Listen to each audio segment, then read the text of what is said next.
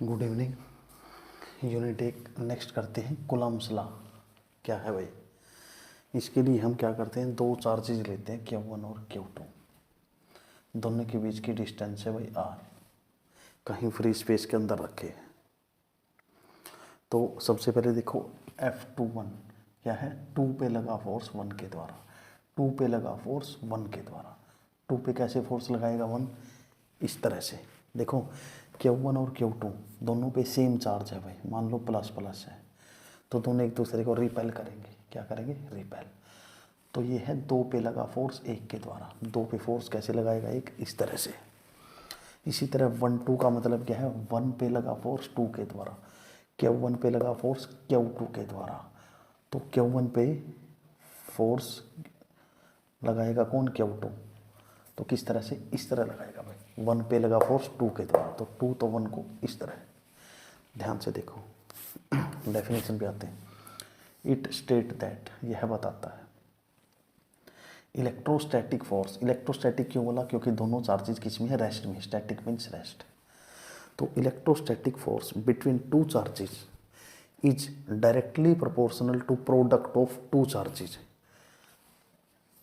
Electrostatic force between two charges is directly proportional to product of two charges and inversely proportional to square of distance between two charges. दोनों charges के बीच की distance क्या है? r। तो जो electrostatic force है inversely proportional होगा किसके? स्क्वायर ऑफ डिस्टेंस, r का square, square of distance between two charges. तो यहाँ देखो भाई, electrostatic force directly proportional to product of two charges, inversely proportional square of distance between two charges. तो यहाँ पे F क्या आया भाई? इस तरह से लिख सकते हैं, F direct proportional to Q1 Q2 by R square.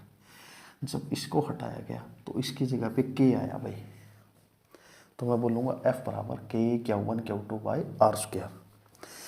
K क्या है? K डिपेंड करता है मीडियम पे, मतलब ये चार्जेज किस मीडियम के अंदर रखे हैं। तो K की वैल्यू होती है 1/4πε। इसको बोला जाता है एप्साइलन, याद रखना। और इस K की वैल्यू या फिर 1/4πε की वैल्यू होती 9 × 10⁹ न्यूटन मीटर स्क्वायर पर कूलम्ब स्क्वायर। ये यूनिट कहाँ से आई भाई? देखो इस फार्मूले को उठा, यहाँ से K क्या आएगा भाई? F × R square by Q1 Q2। Force को किसे मापते हैं? न्यूटन में। डिस्टेंस को, डिस्टेंस का स्क्वायर है तो मीटर स्क्वायर। Q1 है चार्जेज कूलम्ब, और इसको भी चार्ज को किसे मापते हैं? कूलम्ब में, मतलब कूलम्ब का स्क्वायर। देखो भाई, ये K की यूनिट है। What is epsilon? एप्साइलन क्या है भाई? देखिए, epsilon is property of medium to permit its own field. Epsilon क्या है? किसी मीडियम की प्रॉपर्टी है कि जिससे ये मीडियम हमेशा अपना फील्ड बढ़ाना चाहेगा। किसके बीच में? In between interaction field of two charges, दो चार्जेज के बीच के इंट्रैक्शन फील्ड में, and decrease interaction of charges, और हमेशा उन चार्ज के इंट्रैक्शन को घटाना चाहेगा। एप्सिलॉन समझने के लिए आपको एक बात समझनी होगी। सबसे पहले तो इंट्रैक्शन का मतलब क्या है भाई? दो चार्जेज हैं, अगर इनमें पॉजिटिव पॉजिटिव है, देखो दोनों पे पॉजिटिव पॉजिटिव चार्ज है, तो एक दूसरे को क्या करेंगे? रिपेल। इसको बोलेंगे रिपल्सन। दूसरा, एक प्लस है एक नेगेटिव है, तो दोनों में क्या होगा? अट्रैक्शन। ठीक है। तो भाई हमें नहीं पता किसी चीज़ के अंदर अट्रैक्शन हो रहा है या रिपल्सन हो रहा है। जब दोनों को एक साथ बोलेंगे ना, अट्रैक्शन या रिपल्सन, तो उसको हम इंट्रैक्शन बोल सकते हैं। इंट्रैक्शन का मतलब कुछ ना कुछ हो रहा है, अट्रैक्शन या रिपल्सन। याद रखें, अगर पॉजिटिव पॉजिटिव है तो रिपल्सन है, अगर पॉजिटिव नेगेटिव है तो अट्रैक्शन है। पहली बात। दूसरी बात है भाई,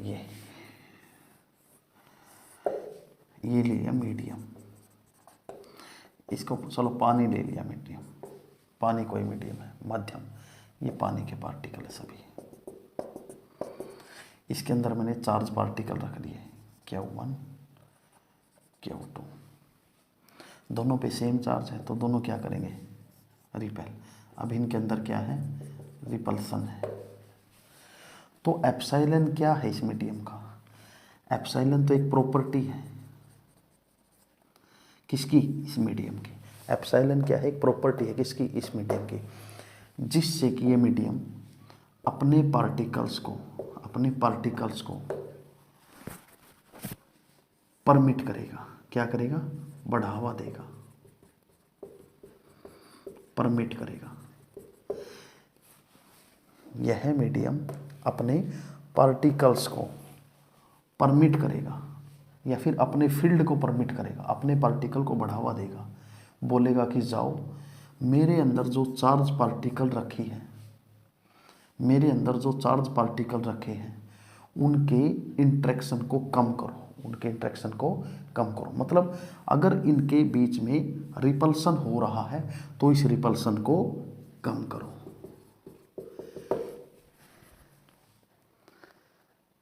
दोबारा देखिए, चलो अभी मैं यही Q1 Q2 एक के ऊपर प्लस रखता हूँ, एक के ऊपर नेगेटिव रखता हूँ। अब दोनों क्या करेंगे, एक दूसरे को अट्रैक्ट करेंगे, क्या करेंगे, अट्रैक्ट करेंगे एक दूसरे को। अब की बार इसके अंदर क्या है, अट्रैक्शन, दोनों में अट्रैक्शन। एप्सिलॉन क्या है इस मीडियम का, एप्सिलॉन तो एक प्रॉपर्टी है किसकी, इस मीडियम की, जिससे कि मीडियम अपने पार्टिकल्स को परमिट करेगा, अपने फील्ड को परमिट करेगा। मतलब अपने पार्टिकल्स को बोलेगा कि जाओ मेरे अंदर जो चार्ज पार्टिकल रखे हैं उनके इंटरेक्शन को कम करो। मतलब अगर इन चार्ज पार्टिकल के अंदर अट्रैक्शन हो रहा है तो इनके अट्रैक्शन को कम करो। तो याद रखो एप्सिलॉन क्या है, प्रॉपर्टी है किसी मीडियम की, जिससे कि मीडियम परमिट करता है अपने खुद के फील्ड को in between interaction field of two charges and decrease interaction of charges. या इतना, इस बात को इग्नोर कर दो थोड़ी देर के लिए, इतना भी तो बोल सकते हो। एप्सिलॉन क्या है, प्रॉपर्टी किसी मीडियम की, जिससे कि मीडियम परमिट करता अपने खुद के फील्ड को, मतलब अपने पार्टिकल को क्या बोलेगा कि जाओ मेरे अंदर रखे चार्ज के बीच के इंटरेक्शन को कम कर दो। तो याद रखें, ई को एप्सिलॉन क्या बोला जाता है, परमिटिविटी ऑफ मीडियम। यहाँ एप्सिलॉन नोट है, इसका मतलब एप्सिलॉन नोट, और इसको क्या लिखा था, परमिटिविटी ऑफ फ्री स्पेस या वैक्यूम। जैसे परमिटिविटी ऑफ वाटर इतनी है भाई, 7.124 इंटू 10⁻⁻10 कूलम्ब स्क्वायर पर न्यूटन मीटर स्क्वायर। ग्लास की परमिटिविटी है 3.08 into 10⁻11 coulomb square newton metre square. Permittivity of free space क्या है, 8.85 इंटू 10⁻12 कूलम्ब स्क्वायर पर न्यूटन मीटर स्क्वायर। परमिटिविटी की वैल्यू वैक्यूम में या फ्री स्पेस में सबसे मिनिमम होती है भाई, कम से कम। याद रखना, परमिटिविटी की वैल्यू फ्री स्पेस में तो होती है मिनिमम, बाकी सभी मीडियम के अंदर परमिटिविटी की वैल्यू हमेशा ज़्यादा होती है। लिखा हुआ देखो, मीडियम की परमिटिविटी हमेशा ज़्यादा होती है फ्री स्पेस से। तो समझो बात को, ये मैंने लिया मीडियम, ये लिया मैंने फ्री स्पेस। मीडियम के अंदर दो चार्ज पार्टिकल रखे हैं भाई, Q1 Q2। फ्री स्पेस के अंदर रखे हैं दो, Q1 Q2। सेम चार्जेस है भाई, दोनों आपस में क्या होगी, रिपेल करेंगे। क्या करेंगे, रिपेल। अब मीडियम की परमिटिविटी कैसे ज़्यादा होती है भाई, देखेंगे।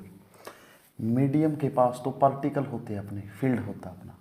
मीडियम अपने पार्टिकल को क्या बोलेगा कि जाओ मेरे अंदर रखे चार्ज के बीच की इंटरेक्शन को कम करो। मतलब अगर इसके अंदर रिपल्सन हो रही है तो इसकी रिपल्सन को कम करो। जबकि फ्री स्पेस के पास मतलब वैक्यूम के पास तो पार्टिकल ही नहीं होते, तो ये किसको बोलेगा कि जाओ मेरे अंदर रखे चार्ज पार्टिकल के इंटरेक्शन को कम करो। तो याद रखना भाई, जहाँ परमिटिविटी की वैल्यू ज़्यादा होती है, मतलब मीडियम के पास तो अपना फील्ड है, इसकी परमिटिविटी तो ज़्यादा है, इसके पास तो पार्टिकल है, बोल सकता कि जाओ मेरे अंदर रखे चार्ज पार्टिकल के बीच की इंटरेक्शन को कम करो। तो यहाँ मीडियम के अंदर जो पार्टिकल रखे हैं उनके बीच में फोर्स क्या लगेगा, कम लगेगा। क्या लगेगा भाई, कम। और परमिटिविटी फ्री स्पेस के लिए हमें पता है भाई मिनिमम होती है वैल्यू, क्योंकि फ्री स्पेस के पास पार्टिकल ही नहीं होते। तो ये किसको बोलेगा कि जाओ मेरे अंदर रखे चार्ज पार्टिकल के बीच की इंट्रैक्शन को कम करो। तो इसमें परमिटिविटी ऑफ फ्री स्पेस के लिए हम मतलब फ्री स्पेस के अंदर तो फोर्स क्या लगेगा, ज़्यादा लगेगा भाई पार्टिकल के बीच में। याद रखना, जिसकी परमिटिविटी ज़्यादा है वहाँ फोर्स की वैल्यू कम होगी, जहाँ परमिटिविटी की वैल्यू कम है वहाँ रखे चार्ज पार्टिकल के बीच में फोर्स क्या लगेगा, ज़्यादा लगेगा। लिखा भी है भाई, परमिटिविटी अगर ज़्यादा है तो उसके लिए फोर्स की वैल्यू क्या रहेगी, कम। अब जैसे हमने एक वैल्यू याद रखनी परमिटिविटी ऑफ फ्री स्पेस की, ये याद करो भाई, न तो वाटर की, ना किसी ग्लास की, ना किसी अन्य मीडियम की परमिटिविटी वैल्यू याद नहीं करनी है। क्यों? देखो भाई, टू सिंप्लीफाई, सिंपल करने के लिए, और किसी भी मीडियम की परमिटिविटी की कॉम्प्लेक्स वैल्यू हमें याद न करनी पड़े, इसके लिए एक नया वेरिएबल आया जिसको बोलते हैं relative permittivity, epsilon R. Relative permittivity क्या है भाई? रिलेटिव परमिटिविटी मीडियम की परमिटिविटी बटे फ्री स्पेस की परमिटिविटी। तो यहाँ से हम मीडियम की परमिटिविटी निकाल सकते हैं, रिलेटिव परमिटिविटी गुणा परमिटिविटी ऑफ फ्री स्पेस। मतलब भाई हमें अगर रिलेटिव परमिटिविटी पता है तो हम उस मीडियम की परमिटिविटी वैल्यू निकाल सकते हैं, हमें याद करने की ज़रूरत नहीं है, क्योंकि मीडियम बहुत सारे होते हैं। जैसे भाई आपको दे देंगे वाटर की रिलेटिव परमिटिविटी 81 है, तो वाटर की परमिटिविटी वैल्यू बताओ, फॉर्मूले में रखो भाई, ये फॉर्मूला रहा। रिलेटिव परमिटिविटी कितनी है वाटर की? 81, मीडियम बटे फ्री स्पेस। तो मीडियम का मतलब अपने पास क्या है? वाटर। तो वाटर की परमिटिविटी क्या हो जाएगी? क्या 81, ये उधर गया, गुणा एप्सिलॉन नॉट। तो चेक करो, वाटर की परमिटिविटी फ्री स्पेस की परमिटिविटी से 81 गुना ज़्यादा है। वाटर की परमिटिविटी फ्री स्पेस की परमिटिविटी की 81 गुना है भाई। और हमें पता है जहाँ परमिटिविटी की वैल्यू होती है ज़्यादा, वहाँ उस मीडियम के अंदर अगर चार्ज पार्टिकल रखे तो फोर्स क्या लगेगा? कम। अगर वाटर की परमिटिविटी फ्री स्पेस से 81 गुना ज़्यादा है तो वाटर के अंदर रखे चार्ज के बीच में फोर्स क्या लगेगा? कम लगेगा भाई। क्या लगेगा? कम। कितने गुना कम? 81 गुना कम भाई। देखो, फ्री स्पेस की जितनी भी वैल्यू आएगी वाटर की परमिटिविटी उससे 81 गुना ज़्यादा है, तो वाटर के अंदर रखे चार्ज पार्टिकल के बीच में फोर्स कितने गुना कम लगेगा? 81 गुना कम। किससे? फ्री स्पेस वाले फोर्स से, क्योंकि हमें पता है जहाँ परमिटिविटी ज़्यादा है वहाँ फोर्स क्या लगेगा? कम। अब वाटर की परमिटिविटी क्या है? 81 गुना ज़्यादा फ्री स्पेस से, तो वाटर के लिए जो फोर्स है उसकी वैल्यू 81 गुना कम हो जाएगी फ्री स्पेस से। पढ़ लेंगे बात। Force between charges in water will be 81 times less.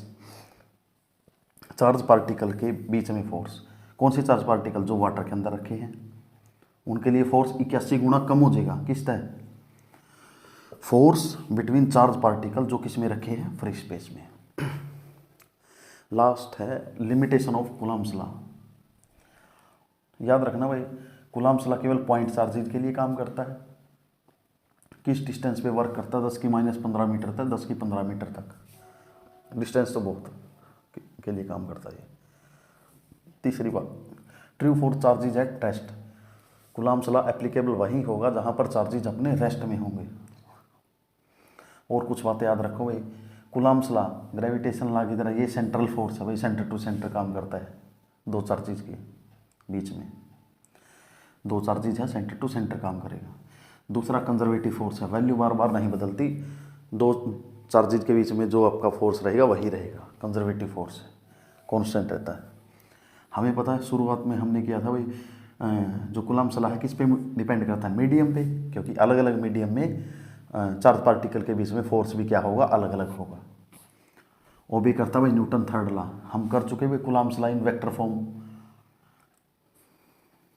Coulomb's law के बारे में पढ़ा था ना, दो चार्जेज हैं, दोनों क्या करेंगे? एक दूसरे को रिपेल करेंगे। F21 दो के ऊपर लगाया फोर्स एक के द्वारा, F12 एक के ऊपर लगा फोर्स दो के द्वारा, दोनों फोर्स क्या होंगे, इक्वल होंगे और साथ में अपोजिट होंगे। न्यूटन थर्ड लॉ को ओबे करता है। इट ओबे इनवर्स स्क्वायर लॉ, हमें पता है भाई जो कूलम्ब्स लॉ में इलेक्ट्रोस्टैटिक फोर्स है दो चार्जेज के बीच में, वो इन्वर्सली प्रोपोर्शनल होता है स्क्वायर ऑफ डिस्टेंस। मतलब डिस्टेंस को बढ़ाओगे फोर्स कम लगेगा, डिस्टेंस अगर कम है तो फोर्स ज़्यादा लगेगा। Thank you.